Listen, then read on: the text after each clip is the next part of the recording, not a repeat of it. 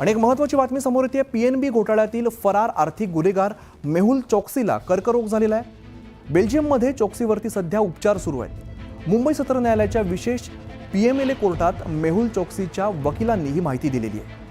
Punjab national बँकेला 13,400 कोटींना गंडा घालून मेहुल चोक्सी आणि घोटाळ्यातील मुख्य आरोपी असलेला त्याचा भाचा नीरव मोदी आपल्या कुटुंबासह देशातून पसार झालेले आहेत।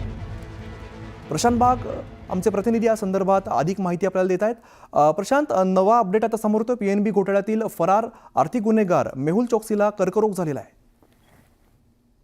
हो, खरं आहे। 2018 ला खरं तर फरार आर्थिक गुन्हेगार कायद्यानुसार मेहुल चोक्सीला फरार म्हणून घोषित करण्यात आलं होतं आणि या कायद्यानुसार फरार आर्थिक गुन्हेगार घोषित केल्यानंतर त्याची जप्त केलेल्या संपत्तीवर टाच आणण्याची प्रक्रिया सुद्धा तपास यंत्रणेनं सुरू केली।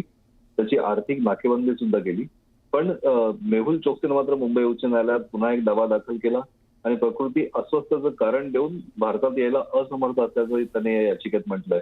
पण याच्याच तपासामध्ये आज त्याच्या वकिलांनी महत्वाची माहिती दिली की मेहुल चोक्सी याला जो आहे तो कर्करोगानं त्रस्त आहे।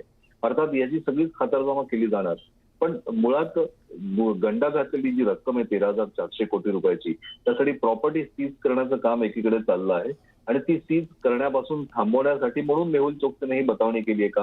आता याच गोष्टीची खातरजमा जी आहे ती आंतरराष्ट्रीय एजन्सीच्या माध्यमातून केली जाणार आहे, अशा प्रकारची माहिती आता समोर येते। पण आताची तरी महत्वाची या विषयातली माहिती हीच आहे की नीरव मोदी आणि त्याचा मामा मेहुल चोक्सी हे 13,400 कोटीच्या आर्थिक घोटाळ्यातले मुख्य सूत्रधार आहे आणि त्यांची मालमत्ता सीज करण्याची प्रक्रिया सुरू आहे। त्यालाच अटकाव करण्यासाठी म्हणून त्यांनी हे पाऊल उचललं का? आणखीन कॅन्सरचे पेशंट असल्याची बतावणी केली का? अर्थात याच्यावर शिक्कामोर्तब आंतरराष्ट्रीय एजन्सीकडनं क्रॉस तपास केल्यानंतरच होईल। बेल्जियम सरकारची सुद्धा याकरता मदत भारत सरकार मागणार आहे, ही आता एक माहिती समोर आली आहे। अमित, निश्चित प्रशांत, यापुढे काय अपडेट्स येतात हे पाहणं सुद्धा महत्त्वाचं असेल। धन्यवाद या सगळ्या सविस्तर माहितीसाठी।